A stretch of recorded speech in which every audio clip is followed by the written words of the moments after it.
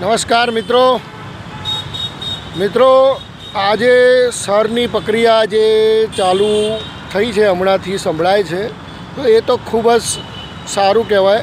સલામતીની દૃષ્ટિએ અને દેશની સુરક્ષાની દૃષ્ટિએ જે છે એ આ સરની પ્રક્રિયા જે છે ખૂબ પ્રશંસનીય જે છે એ કદમ છે। પણ મિત્રો મેં સમાચારમાં જોયું અને જે જોયું કે ભાઈ ગુજરાતમાંથી 2 આત્મહત્યાના કેસ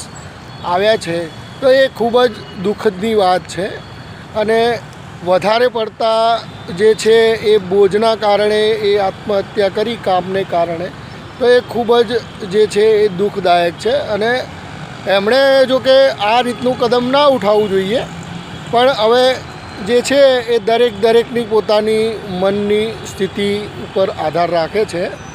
તો સરકારે એ પણ ધ્યાન રાખવું જોઈએ કે આવા જે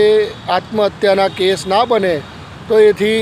એનું આયોજન જે છે એ સુવ્યવસ્થિત કરવું જોઈએ। બાકી જે આ કદમ જે છે એ સારું છે।